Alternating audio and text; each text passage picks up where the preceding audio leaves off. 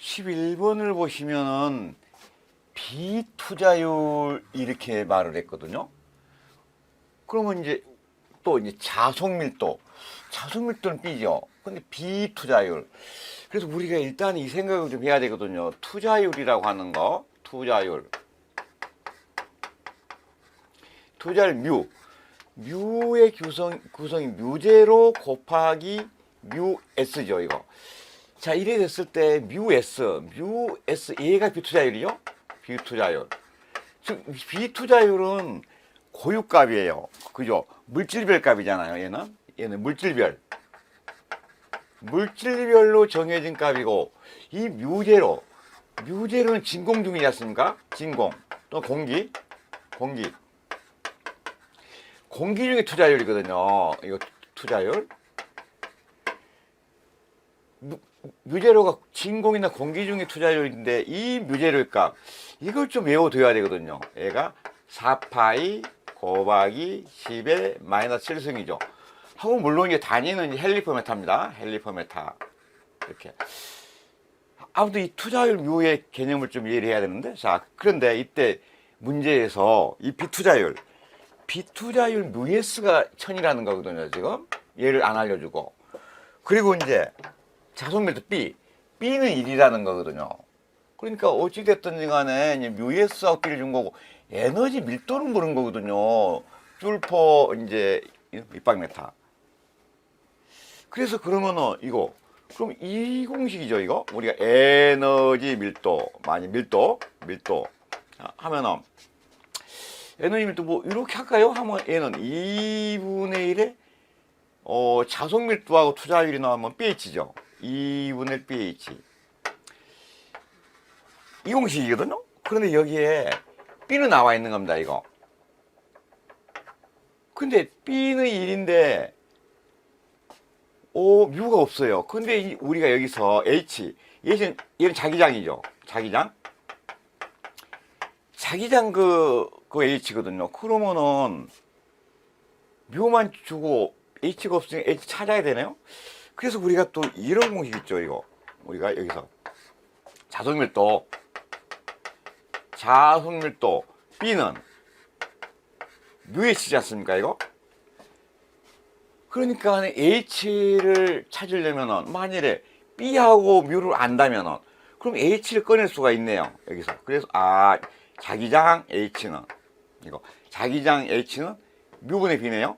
뮤분의 B. 그러면 여기 H에다가 이 자기장에다가 이 뮤분의 B를 집어넣어 볼까요?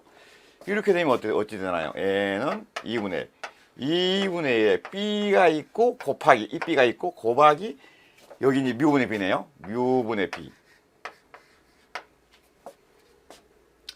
자, 이렇게 되는데 문제에서 뮤S를 알려줬기 때문에 뮤S 값만 있으니까 그러면 이 뮤를 풀로 쓰면 뮤제로 곱하기 뮤S죠. 자, 다시 적어볼게요. 여기다가. 자, 이렇게 하면 얘는 2분의 1에 B는 2개니까 B의 제곱이 될 거고, 여기는 그러면 뮤인데, 뮤인데 뮤는 뮤제로 곱하기 뮤S지 않습니까? 이거 뮤제로에다가 곱하기 뮤S. 자, 그러면은 B는 저기 1이죠. 1의 제곱이고, 여기는 이 값을 알아야 되는 거예요. 이게 결국은 이 값을 알고 있어야 풀 수 있는 거죠. 근데 우리 문제에서 뮤제로 값을 알아야 푸는 문제가 가끔 나오거든요. 그래서 이걸 좀 외워야 돼, 이거. 그래서 그러면은 이 뮤제로 값이 4파이 곱하기 10의 마이너스 7승이라는 거죠. 하고 여기다 곱하기 1000을 한다는 거 아닙니까, 이거. 그러면은 1000이라고 하는 거는 이거는 10의 3승입니까, 이렇게? 그죠? 즉, 이 10의 3승이 지금, 요 10의 3승이 지금, 얘가 뮤S예요. 즉, 1000을 바꿔 쓴 거거든요, 이렇게. 그래서 뭐, 이거를 이제 다시 정리를 하면 뭐, 이렇게 이제 되겠죠, 이렇게. 4파이 두고, 10의 마이너스 3승하고, 10의 마이너스 7승하고 10의 3승을 이거를 계산을 하면은, 어찌 돼요? 10의 마이너스 4가 되죠. 곱하기 10의 마이너스 4. 12 마이너스 4승 분의 1이거든요. 그래서 이거를 계산을 하라는 얘기거든요, 이거. 그러니까 10의 마이너스 4승 이런 것도 여러분이 이제 물론 계산기로 하시면 되는데 손으로 하시려면 10의 마이너스 4승을 여기 얘를 이제 분자로 올리면 마이너스는 플러스 바뀌는 거죠. 즉 얘가 올라가면 10의 4승이 되는 거죠. 이렇게. 그죠? 그래서 얘를 이제 계산을 해보세요. 이렇게 계산을 하면은 아마 400이 나올 거예요. 이렇게 400이 20. 자, 다시 보시면은 우리가 쉽게 하면은 이 공식을 좀 외워둬야 되고요. 이거 알아야 되고 뮤제로 값을 알아야 되고 자속 밀도 B와 자기장의 관계 이 공식까지도 알아야 되네요. 이거. 그러니까 아마 이 22년 사회 문제에서 가장 고약한 문제 아마 그 넘버 5에 들어가는 것 같아요. 전해에게 유전체의 피막을 형성한 콘덴서인데 값이 싸다. 그리고 극성은 있다. 그래서 값이 싸다. 많이 쓰는 거 전해 콘덴서입니다. 이거 전해 콘덴서. 이 전해 콘덴서 문제도 예전에 몇 번 나왔던 문제거든요. 다음에 3번, 13번. 길이가 1m이고 도체의 저항이 25였다.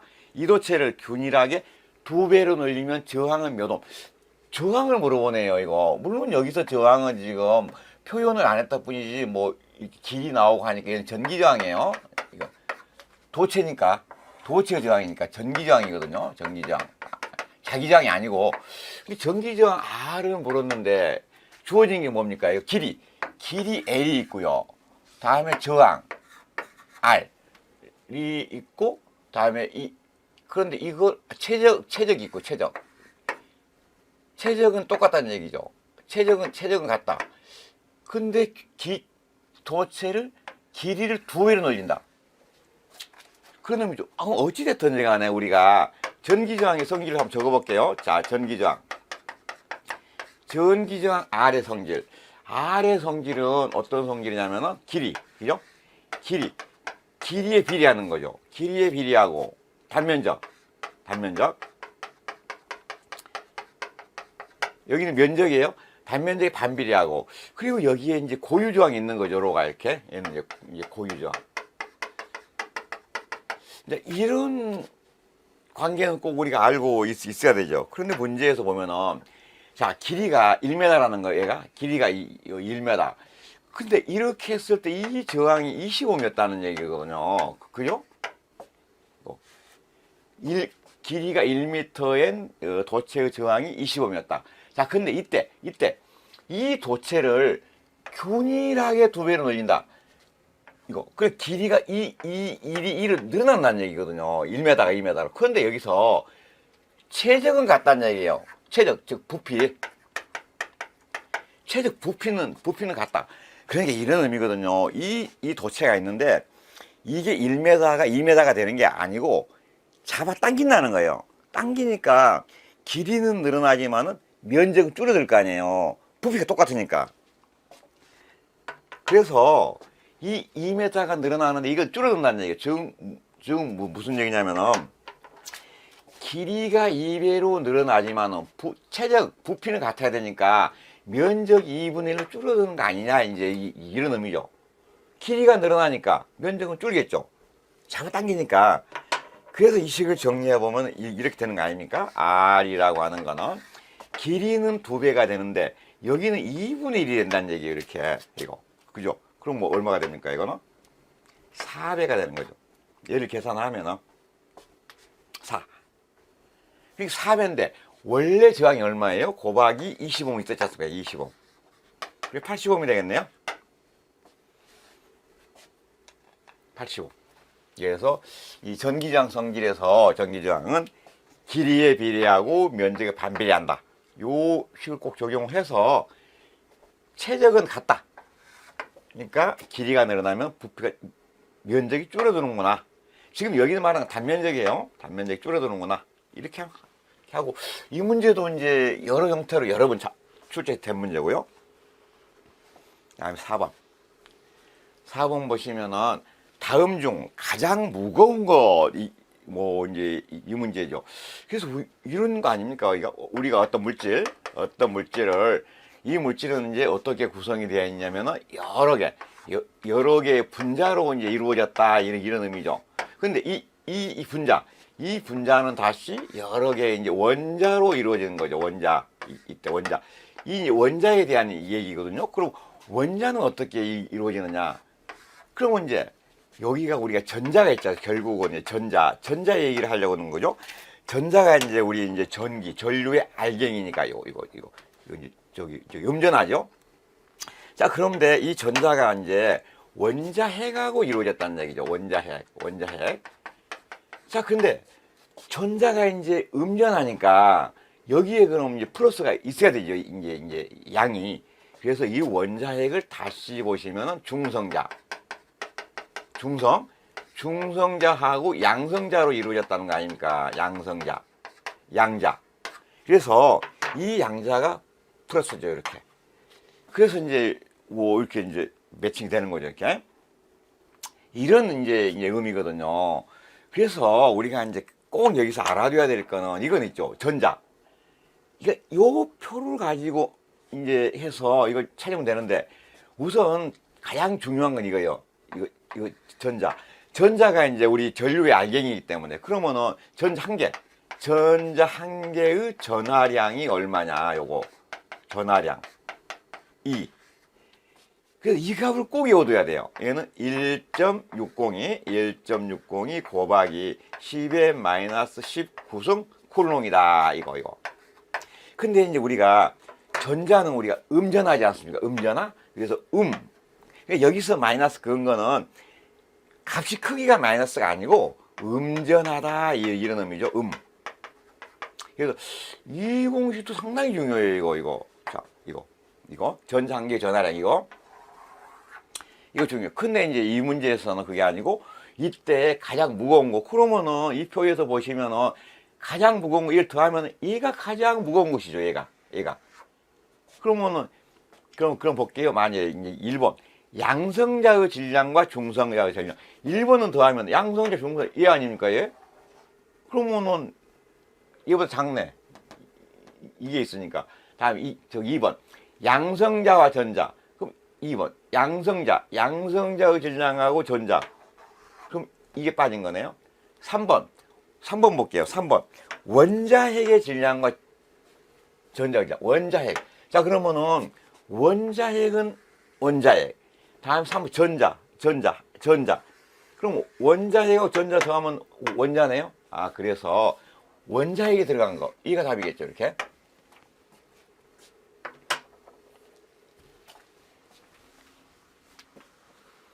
다음에 15번.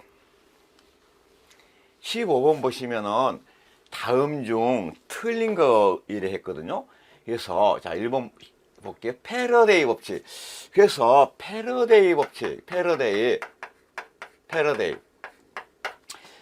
법칙은 상당히 유용한 거죠. 그래서 패러데이 법칙에서 우리가 기전력을 말하지 않습니까? 기전력 E는 권수 n에다가 곱하기 델타 T분의 델파이 이런 식으로 표현을 하는 거죠. 이렇게 하면 이제 볼트가 나온다 이런 의미 아닙니까? 이때 패러데이에서 말하는 얘는 권수로 말하는 거예요. 권수. 코일을 이렇게 감았을 때 이 권수 빠이는 자속 빠이 초당 통과하는 자속의 수거든요. 그래서 이 공식이거든요. 패러데이 법칙이. 그럼 한번 읽어볼게요. 이걸 말로 써놨는데 자 볼게요. 맞는 틀린데 자 기전력 크기는 코일 속을 지나는 자속의 몇 초 변화량. 자속의 몇 초 변화량은 이 의미 아닙니까? 얘가 초니까 초당 변화하는 자속이잖아요. 다음에 코일의 권수. 얘가 권수잖아요. 비례한다. 맞죠? 그래서 1번은 이제 일로 맞는 얘기고 패러데이 법칙은 상당히 중요한 식이에요. 이 식 꼭 외워두세요. 이렇게. 자, 다음에 우리가 패러데이 식에서 생각해 볼 수가 있는 게 4번에 이거 렌츠 법칙이거든요. 이거 렌츠. 그럼 이제 렌츠는 이제 뭐냐면요. 렌츠도 얘예요. 우리가 기전력. 그러니까 우리가 렌츠하고 패러데이는 같이 생각을 하시면 이제 이제 되는 거거든요. 무슨 얘기냐면은 렌츠의 법칙에서 말하는 기전력은 뭐냐면 E는 N 델타 T분의 이렇게 하면은 볼트 얘기죠. 그런데 렌츠에서 다른 점은 여기에 마이너스가 있거든요. 즉 무슨 얘기냐면은 패러데이에서 말한 거는 이 기전력의 크기를 말한 거거든요. 이렇게 하면은 패러데이에서 몇 볼트가 나온다. 여기에 주안점을 넣은 거고, 렌츠에서 말하는 건 마이너스죠. 이거는 크기가 의미 아니에요. 방향을 말하는 거거든요. 기전력의 방향. 기전력이 발생을 하는데 이 방향이 마이너스다. 그럼 마이너스는 뭐냐면은 반대 방향이다 이런 얘기예요. 반대 방향. 반대 또는 억제 방향. 억제하는 방향. 이게 렌츠의 키워드예요. 방향을 말하는 거예요. 반대 억제. 자, 한번 그럼 이제 볼게요. 자, 여기 렌츠의 법칙. 유도 기전력은 자신의 발생 원인이 되는 자속의 변화를 방해하는 방향으로 발생한다. 방해하는 방향. 반대 방향. 이 얘기거든요. 그래서 패러데이하고 렌즈를 같은 식으로 이렇게 기억을 해 두시면 좋거든요. 요거. 그래서 1번하고 4번은 이제 맞는 겁니다. 자, 다음에 그러면 이제 3번 볼게요. 쿨롱의 법칙인데, 쿨롱의 법칙도 우리가 두 가지가 있지 않습니까? 두 전하 간의 쿨롱의 법칙, 또 두 자극 간에 있죠. 그럼 여기가 이제 자극이잖아, 자극? 자극이니까 이 쿨롱의 법칙, 이 쿨롱. 쿨롱의 법칙은 이제 이 쿨롱을 말하고 있거든요. 자, 첫 번째 뭐냐면 두 개의 자극, 두 자극이 M1 하고 M2가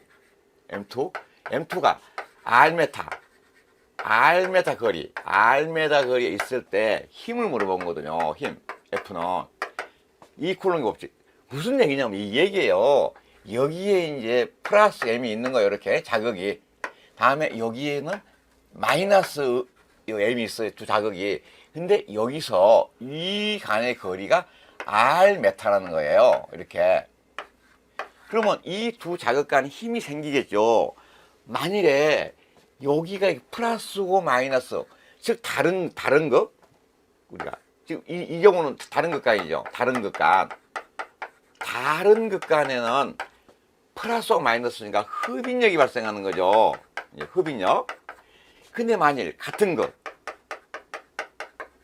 그러니까 여기서 다른 극이라고 하는 거는 플러스와 마이너스를 말하지 않습니까? 이러면 이제 흡인력이 발생을 하는 거고요. 만일 같은 극이라고 하는 거는 플러스와 플러스 또는 마이너스와 마이너스 얘기 아닙니까? 이러면 반발력이 발생을 하는 거죠. 이것도 물어본 문제가 꽤 있거든요. 이거. 자, 근데 이때 힘을 계산을 해보세요. 한번 힘이 어떻게 됩니까? 힘 F는 4파이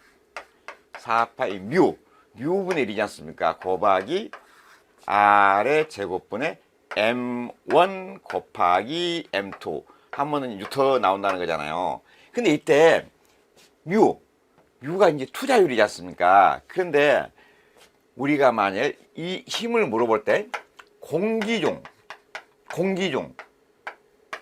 또는 진공중 이렇게 물어보면은 투자율을 진공이나 공기 상태의 투자율, 즉 뮤제로만 쓰면 되는 거죠. 이렇게 이걸로 나온다면.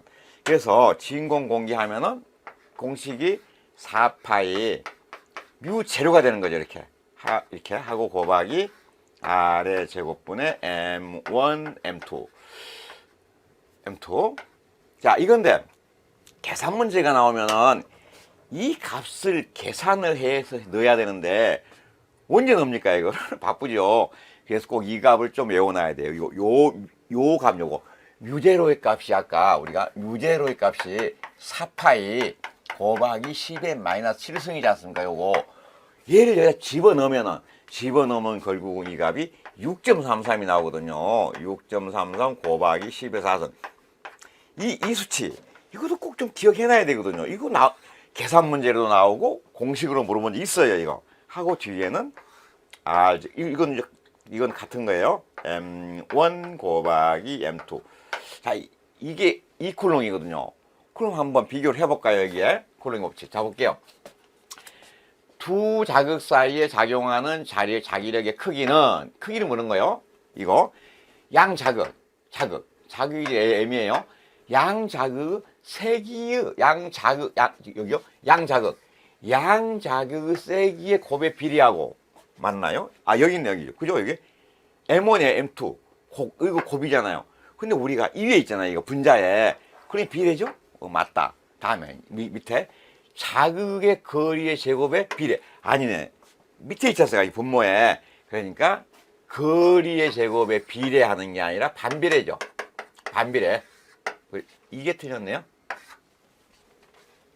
거리 반비례니까 분모에 있으니까. 그죠? 그렇게 보고 이제 다음에 3번에 앙페르의 오른나사 법칙. 이거 앙페르의 오른나사 법칙은 이제 이런 얘기지 않습니까? 물론 앙페르의 오른손이라고 많이 표현해요. 앙페르의 오른손 또는 오른나사. 이거 같은 얘기거든요. 이제 오른손 얘기는 이런 얘기지 않습니까? 만일에 이게 도체예요. 이 도체가 있는데 전류가 이 방향으로 가면 이렇게 여기 이렇게 이랬을 때 이 오른손의 엄지를 전류의 방향으로 이렇게 잡고 이 손을 감으면은 이 손가락이 요 방향이죠. 이렇게. 그러면은 자기장이 이 방향으로 발생한다는 얘기거든요. 이 방향. 그런데 만약에 이거를 나사로 하면은 마찬가지예요. 이제 나사로 하면 자 나사가 요렇게 있지 않습니까? 이런 나사가 있다 칠게 이렇게. 그럼 우리가 나사를 벽에 박을 때 생각해 보세요. 박을 때 어느 쪽으로 돌려요? 오른쪽으로 돌리잖아요. 자, 이렇게 나사를 박아요, 이렇게. 나사를 박으려면은 오른쪽으로 돌리지 않습니까? 이게. 그래서 오른손 법칙이에요. 그래서 여기서 오른손이라고 하는 건 아무튼간 이 전류에 엄지를 댔을 때 오른쪽으로 이거 자기장이 발생한다 그런 얘기잖아요. 자기장. 그래서 이 앙페르의 오른손 법칙 여기서 앙페르의 오른손 법칙이 뭘 말하냐면 자기장의 방향을 말하는 거예요. 방향. 자기장의 방향을 나타내는 게 오른손 법칙이에요. 한번 읽어볼게요. 3번. 전류의 방향. 이게 전류예요. 전류의 방향을 오른나사가 진행하는 방향으로 하면 이때 발생되는 자기장의 방향은 오른나사의 회전 방향이 된다. 그런 의미에 그러니까 맞는 얘기죠. 그래서 아까 2번 쿨롱의 법칙에서 거리의 제곱에 반비례한다. 이만 틀린 거예요. 16번을 볼게요. 여러 정연파의 비정연파 여러 개의 비정연파 여러 개 있으면 복잡하지 않습니까? 이거를 우리가 수학적으로 해석하는 거예요. 이거를. 그래서 퓨리의 급수예요. 퓨리의 변화 또는 퓨리의 급수. 이거. 그래서 이 문제는 우리 기능사에서는 이제 뭐 처음 나온 거네요. 근데 우리 뭐 기사 이런 데서는 상당히 많이 따지니까 이것도 또 나올 수 있거든요. 이거. 퓨리의. 다음에 17번 볼게요. 17번. 보시면은 문제를 읽어볼게요. 100회 감은 코일의 0.5A 전류가 0.1초 동안에 0.3A로 감소했을 때 유도 기전력이 2 곱하기 10의 마이너스 4승 볼트였다. 이 코일의 자체 인덕턴스는 얼마냐? 그 물어본 거는 우리가 이 코일의 자체 인덕턴스 L을 물었잖아요. L. 단위 마이크로 L로. 근데 주어진 걸 보니까 뭐냐면 100회 가면 코일 N이죠. 우리가 권수. 다음에 전류가 0.5A가 0.3으로 바뀐 거예요. 이 전류가 0.5A였는데 0.3으로 바뀐 거거든요. 델타 I죠. 변화량. 얘가 지금 0.2예요. 그러니까 0.5가 0.3으로 바뀌니까 이거 델타 I. 다음에 시간이 나와 있네. 0.1초 동안 시간의 변화는 그러니까 델타 T. 얘는 지금 0.1초예요. 0.1초 동안에 이렇게 이게 바뀌었는데 이때 기전력이 2가 이렇게 나왔다는 얘기거든요. 그래서 우리가 기전력식 우리 패러데이 법칙에서 보면은 이제 이런 얘기 아닙니까 이거? 자, 기전력 2는 만일에 코일이 이렇게 있다고 볼게요. 이런 코일 있는 거 이렇게 자, 그러면 우리가 기전력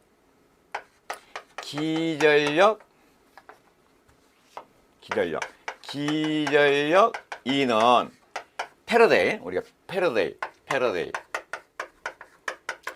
패러데이 법칙에 하면 기전력 E는 조금 전에 뭐였어요? 권수 n에다가 곱하기 델타 t분의 델타 E였잖아요, 이거. 그래서 이게 이제 가장 많이 우리가 쓰는 저기거든요. 여기 보시면은 n 있어요, 여기. 그죠? n. 다음에 델타 E도 있고요. 근데 이제 물어보는 게 L이란 말입니다, L, 이거. 그러니까 여기 보시면은 기전력 E 값도 있잖아요. 그러니까 이 문제에서 보시면 이게 이 값 여기 있죠? 기전력도 있고, 이것도 있고, 이것도 있는데, 구하라고 하는 거는 이제 L이거든요. 그래서 그럼 생각을 좀 하셔야, 이 공식으로는 안 된다는 얘기예요. 그래서 우리가 지금 이 경우에는 이 코일의 권수를 말하는 거예요. 여기서 N은. 자, 이때 우리가 권수는 N으로 보고, 이 다음에 이제, 미안합니다. 이거 빠인데 잘못 썼어요. 될 바이에요. 이거. 그래서 자속 빠이가 요렇게 갔을 때잖아요. 그죠? 이거. 자, 이제, 이제 이런 건데, 여기는 빠이가 없네요. 그래서 그러면은 이거를 다른 식으로 한번 해석을 해볼게요. 우리 권수 대신에 우리가, 이제 이 인덕턴스로 봐요. 이거 인덕턴스. 여기에 들어간 인덕턴스 L. 그러니까 권수 대신에 인덕턴스로 보고, 자속 대신에 여기 흐르는 I로 보는 거예요, 이렇게. 개념을 바꿔서 이렇게 바꿀 수 있는 거거든요. 지금 무슨 얘기냐면은, 기전력 E라고 하는 거는 N 대신 L 적을 수 있죠. 곱하기. 델타 T는 마찬가지고요.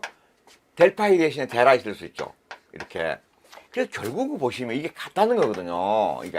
그래서 이렇게 볼게요. 그럼 이게 같아요, 이게. 즉, 같다고 하는 걸 여기다 쉽게 적어볼게요. 얘하고 같다고 하는 거. n 곱하기 델 t분의 델 파이 얘나 L에다가 델 t분의 델 I 이거 같다는 의미거든요. 그럼 우리 쉽게 생각하기 위해서 뭐 같은 거 꺼버릴게. 델타 T 서로 같고 이런 거 같고 그럼 남아있는 게 여기는 n만 남고 이게 파이가 남지 않습니까? 여기는 L이 남고 I가 남지 않습니까? 이거. 그래서 여기 보시면 이게 유명한 식이 이제 성립이 되는 거거든요. 즉, n에다 파이 곱해요. n에다가 파이를 곱하면은 L에다가 I를 곱한 거다 같지 않습니까? 요게. 요런 이제 원칙이 성립이 되거든요. 그래서 이때 L을 묻잖아요. 이거 L, L, 이거. 그러면 이제 뭐 L은 뭐 이제 I분의 n 파이. 요런 식도 성립이 이제 되는 거거든요. 이런 것도. 그래서 이제 뭐 이거는 요 관계를 설명하려고 제가 이제 이렇게 해본 거 실제 이 문제도 잘 나오거든요. 이거. 그래서 요거는 이렇게 구하는 게 있다. 이제 이거 해본 거고. 그럼 이 문제를 이제 풀어볼게요. 우리가 이제 L 구하라고 할 때. 그럼 자 볼게요. 여기 보시면 다시 볼게요. 자, 0.5A가 0.3으로 변했으니까 얘네 이거. 자, 델아이. 델아이가 얼마냐면 델타 I가 0.2죠, 얘가 0.2고요. 델타 I는 0.1초네, 0.1초. 다음에 얘 값이 있네, 여기가. 얘가 2 곱하기 10의 마이너스 4 아닙니까? 그러니까 여기서 이걸로 그냥 구하면 이제 되는 거네요. 뭐 여기까지 안 가더라도, 이거. 그죠? 그래서 여기까지 안 가더라도 요거는 해본 거고. 그래서 이 공식 두 개를 좀 외워둬야 되거든요, 이렇게. 그래서 그냥 요렇게니까, 그러면 L을 구하라고 했으니까, 이렇게 할 수 있죠, L. 여기서 이제, 이 인덕턴스, L을 구하라고 하면은, 얘가 같은 면에 있는 거죠, 이렇게. 그래서 얘는 델타 I, 델 I분의 델 T, 곱하기 2다. 이런 식으로 되겠네요, 이렇게. 그죠? 그래서 이제 해볼게요. 하면은 이제, 델타 I가 0.2고, 얘는 0.1. 여기다가 곱하기 여기가 얼마냐면 2 곱하기 10의 마이너스 4승인데 여기가 이제 마이크로로 하라고 그랬죠. 마이크로는 10의 마이너스 6승이죠. 그러니까 단위를 마이너스 6승으로 하려면 여기다가 10의 6승으로 곱하면 되는 거죠. 이렇게 곱하면 되는 거죠. 마이크로를 바꾸려고. 그러니까 이 두 개 이제. 그러면 이것도 여러분 할 수 있는 거죠. 만약 손으로 한다면 10의 마이너스 4에다가 곱하기 10의 6승. 이런 의미는 이거 계산할때요. 10은 그대로 두고 위를 더하는 거죠. 쫙 그냥. 더하니까 얼마예요? 2가 나오는 거죠. 그죠? 10의 제곱. 그래서 0.2분의 0.1은 2분의 1이니까 얘는 서로 없어지는 거예요. 이렇게 없어져 버리고. 그럼 남아있는 거 얘만 남네. 10의 자승만. 100이네요. 그죠? 10의 자승으로 하시더니 100. 그죠? 그래서 어찌됐든 간에 요 공식 좀, 답은 요거예요. 근데 이 두 개 공식을 좀 봐둘게요. 이렇게. 이 두 개 공식을 봐두고, 혹시 이 공식을 변환을 하면은 L과는 다른 공식이 있다. 아까 설명했던 거. 그래서 결국은 L은 I분의 N-파이. 요런 공식도 이제 성립할, 이 두 개를 가지고 만들면 이런 공식도 나온다. 이것도 좀 봐둘게요. 미리.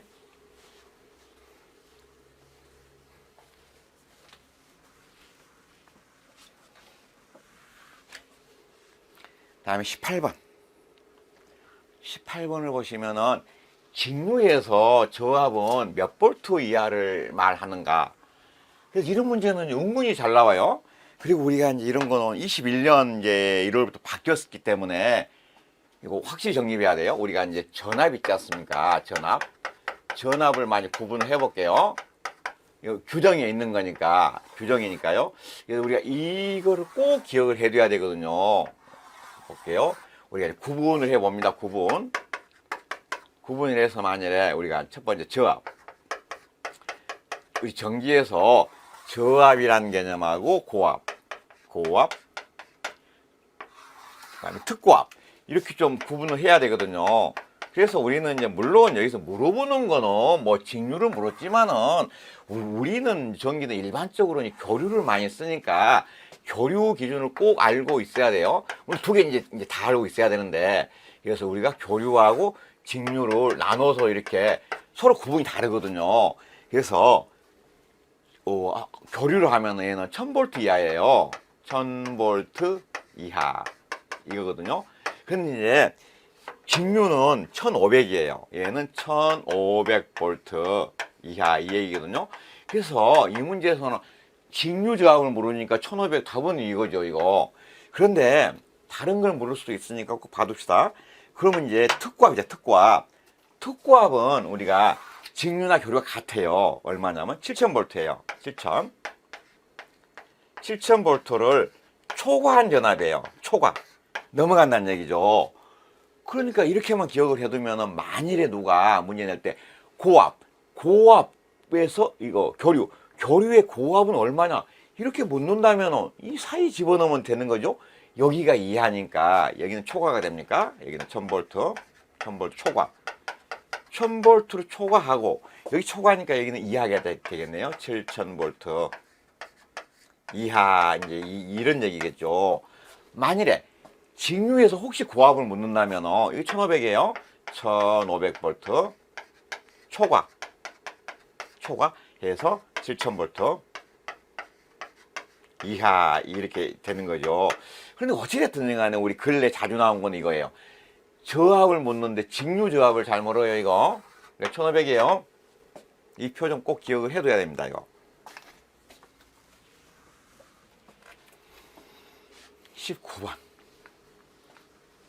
그 값이 클수록 좋은 거. 클수록 우리 일반적으로 이 저항이라고 하는 거는 일반 개념은 전기의 흐름을 방해하지 않습니까? 방해.